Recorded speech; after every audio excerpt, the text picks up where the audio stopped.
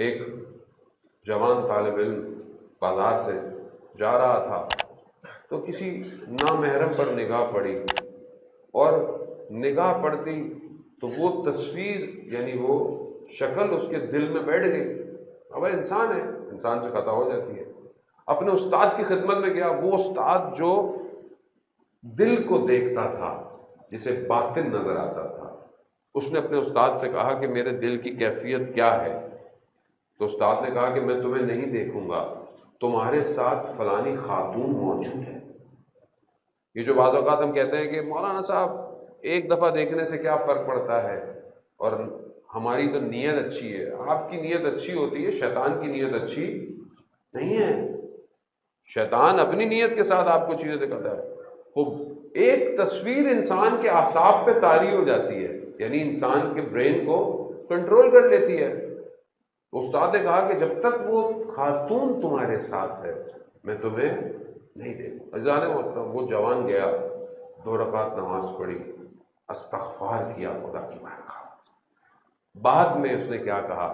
بیوی سے متصل ہوا، یا سیدی یا مولائی، بیوی میری عزت داؤ پہ لگی ہوئی ہے، خدا کے لیے مجھے بچا لیں، اگر آپ نے نہ بچایا تو میں برباد ہو جاؤں گا۔ وہ تصویر اس کے دل سے باہر چلی گئی۔ کائنات کے امور میں بیوی کو تصرف حاصل ہے۔ آپ کوشش تو کر کے دیکھیں اپنی زندگی میں، آپ پھنس کے تو دیکھیں، پھنستا تو خیر ہر کوئی ہے، ہم ویسے ہی پھنسے ہوئے ہیں جانے ہوتا۔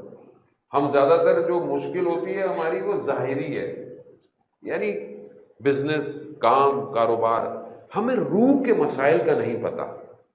یعنی آپ توسل کریں بیوی سے کہ بیوی میری مدد کرے، میں تہجد کی نماز نہیں پڑھ پاتا، میری زندگی گزرتی جا رہی ہے، مجھے لذت۔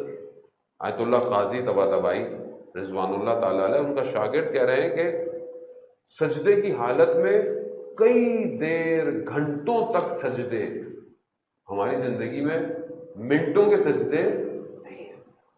وہ بھی تو ایک عالم ہے، وہ بھی تو ایک کیفیت ہے۔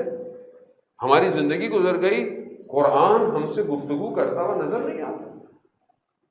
آیت اللہ عظمہ بہجت کہتے ہیں کہ ہم جب نجف میں تھے تو تہجد کی نماز میں دعائے جوشن کبیر پڑھتے تھے، ہم سے رمضان میں نہیں پڑھی جاتی، وہاں شب میں دعائے ابو حمزہ پڑھی جا رہی ہے، دعائے کمیل پڑھی جا رہی ہے۔ جانے تو یہ جو معنویت کے مقامات ہیں، یہ ہم کب محسوس کریں گے اپنی زندگی میں؟ ورنہ روز قیامت میں ایک حسرت ہوگی۔ بیوی کو وسیلہ قرار دیں خدا کی بارگاہ میں، پھر دیکھیں کہ آپ کے لیے خدا کیسی چیزوں کو کھولتا ہے۔ عالم دین بیان کرتے ہیں واقعہ، جرمنی کا واقعہ ہے، اور 2 میاں بیوی جو کہ جرمن تھے، اس زمانے میں غالباً آیت اللہ میلانی وہاں ہوا کرتے تھے، ان کی خدمت میں آئے اور کہا کہ ہم مسلمان ہونا چاہتے ہیں۔ کہا کہ کیسے، کس طرح تم اسلام کی طرف متوجہ ہوئے؟ کہا کہ